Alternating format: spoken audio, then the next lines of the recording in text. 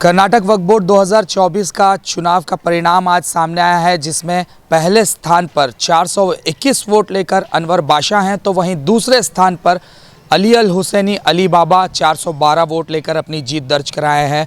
इसी पर आज चर्चा करेंगे। आज मैं कलबुर्गी की उस जगह पर हूँ, बारगाह शेख दक्कन की वादी में आज मैं हूँ। मेरे साथ कांग्रेस नेता वहाज बाबा भी हैं। बाबा, कलबुर्गी न्यूज़ को समय देने के लिए धन्यवाद। जिस तरह से आज परिणाम आए हैं बाबा, अली अल हुसैनी साहब, अनवर बादशाह साहब की जीत हुई है वक्फ बोर्ड चुनाव में, किस तरह से देख रहे हैं? कहीं ना कहीं माना जाए कि एक ऐतिहासिक जीत है। बिल्कुल 100% ये एक हिस्टोरिकल जीत है। तक़द्दुस माब हज़रत हाफिज़ अली अल हुसैनी साहब क़िबला सज्जादा नशीन बारगाह है बंदा नवाज़ रहमतुल्लाह अलैह की इस जीत पर हम तमाम की जानिब से आपकी खिदमत में मुबारकबाद पेश करते हैं। ये बड़े ही गुलबर्गा के लोगों के लिए फ़ख्र की बात है कि आप एक हिस्टोरिकल जीत हुई है आपको, और साथ ही साथ हम जनाब मोहतरम सैयद अनवर बादशाह साहब को भी मुबारकबाद देते हैं, जो पिछले चेयरमैन बनकर उन्होंने भी रियासत कर्नाटका में औक़ाफ़ी मामलात मसाइल को हल किया, बहुत सारे ख़िदमात अंजाम दिए। उन ख़िदमात की वजह से उन्हें भी मुतवल्ली हज़रात ने मुंतख़ब किया। उनकी भी एक हिस्टोरिकल जीत है। दूसरी मरतबा वो मुतवल्ली की कैटेगरी में जीते हैं, उनके लिए भी मुबारकबाद देते हैं। और ख़ास तौर पर अली अल हुसैनी साहब जिन हालात में ये इलेक्शन लड़े, ऐसे नाजुक दौर में, नाजुक मामले में, जहाँ पर आपके वालिद मोहतरम का विसाल होता है, उसके बाद में भी आप मजबूती के साथ खड़े होकर लड़ते हैं। और आपने इतनी मजबूती ठहराव बताया, जिसकी वजह सिर्फ़ पेशरू सज्जादा नशीन सैयद डॉक्टर खुसरो हुसैनी साहब क़िबला, जिन्होंने अली बाबा को हुक्म दिया था कि आप इलेक्शन को लड़ें और कामयाबी के लिए दुआ भी की थी, बस उसी की वजह से अली बाबा साहब अलील होते पर भी नॉमिनेशन भरे, साहब का विसाल होने के बावजूद भी डट कर इलेक्शन को लड़ा। और उन मुतवल्ली हज़रात का मैं बिलखुसूस शुक्रगुज़ार हूँ, पूरी रियासत कर्नाटका का, जिन्होंने अली बाबा साहब को, अनवर बादशाह साहब को वोट दिया। अली बाबा साहब को वोट देना यकीनन एक बेहतरीन, खुसरो बाबा साहब के इसमें एक बेहतरीन खिराज अक़ीदत है। मुतवल्ली हज़रात ने भी बड़े ही दानिशमंदाना फ़ैसला लिया, क्योंकि अली बाबा साहब जो वक्फ़, बिल्कुल आपने वक्फ़ को इतनी अच्छी तरीके से पढ़ा है, देखा है और उसके ऊपर काम किया है। एक जगह हाफिज़ कुरान है, एक जगह क्वालिफ़ाइड हैं। इन तमाम चीज़ों को देखकर कैटेगरी, मुतवल्ली कैटेगरी के ज़ुमरे में अली बाबा साहब को मुतवल्ली ने बोर्ड में भेजा और अनवर बादशाह साहब को एज़ यूजुअल बोर्ड में भेजा। इसके लिए मैं मुतवल्ली हज़रात का भी बहुत ज़्यादा शुक्रगुज़ार हूँ, जिन्होंने बड़े ही दूरअंदेशी से ये काम लिया। साथ ही साथ अब इन अली बाबा साहब को जीत के लिए यकीनन गैबी मदद हासिल हुई है।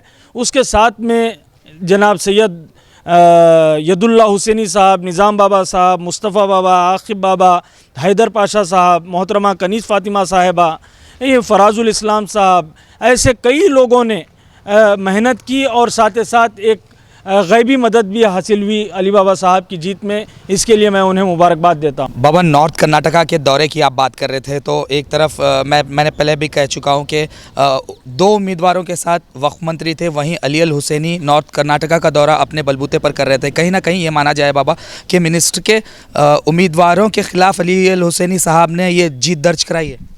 नहीं, बिल्कुल ये ख़िलाफ़ मौक़िफ़ की बात ही नहीं है, क्योंकि शुरुआत में थोड़ा सा मिसकम्युनिकेशन हुआ था। मिनिस्टर साहब ज़मीर अहमद ख़ान साहब अपने उम्मीदवारों का ऐलान कर चुके थे।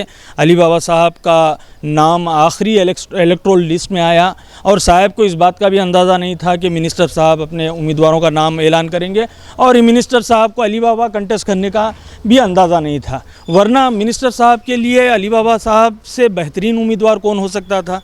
तो वो एक मिसकम्युनिकेशन हुआ। उसके बाद में इलेक्शन में भी ऐसा कोई अली बाबा साहब मिनिस्टर के उम्मीदवारों के ख़िलाफ़ बोलकर वोट नहीं लिए, ना मिनिस्टर साहब के उम्मीदवार अली बाबा साहब के ख़िलाफ़ बोलकर वोट लिए। वो अपने अपने सब काम की बलबूते पर वोट पूछ रहे थे।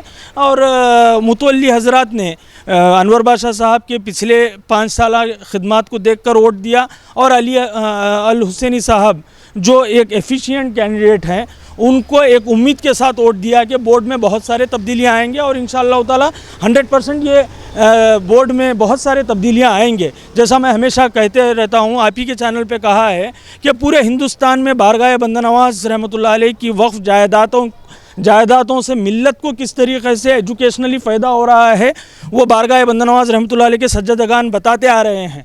तो अब पूरे स्टेट के रियासत कर्नाटका की मिल्लत के वक्फ जायदादों से मिल्लत को कैसा फ़ायदा हो सकता है, ये अली बाबा साहब पूरी रियासत कर्नाटका को बताएंगे। बाबा, जिस तरह मैं चेयरमैन की अगर बात कहूँ तो पिछली पारी में जो है अनवर बादशाह साहब चेयरमैन रह चुके हैं, उन्होंने एक पारी चेयरमैनशिप में पूरी की है।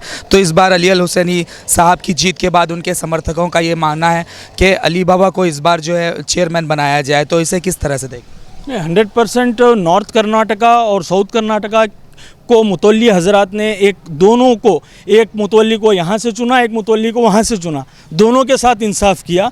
और अब मिनिस्टर ज़मीर अहमद ख़ान साहब से पूरी उम्मीद है कि नॉर्थ और कर्नाटका को दोनों को बराबर का रिप्रेजेंटेशन मिलेगा। और अली उल हुसैनी साहब हाफिज़ कुरान और वक्फ़ के मामला से पूरी बेहतरीन जानकारी रखने वाले एक एफिशिएंट कैंडिडेट अगर बोर्ड के चेयरमैन बनते हैं तो आप अंदाज़ा लगाइए कि कितने बड़े पैमाने पे काम हो सकता है।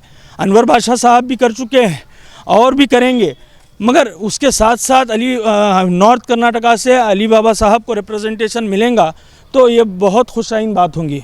बाबा, जिस तरह से चुनाव के दिन आप भी वहाँ पर मौजूद थे, पोलिंग चल रही थी, 99.99% वोटिंग परसेंटेज रहा कलबुर्गी का, 241 वोटों में से 240 वोट डाले गए, तो कहीं ना कहीं उसी दिन अंदाज़ा लग गया था कि जो है अली अल हुसैनी साहब की जीत तो तय है।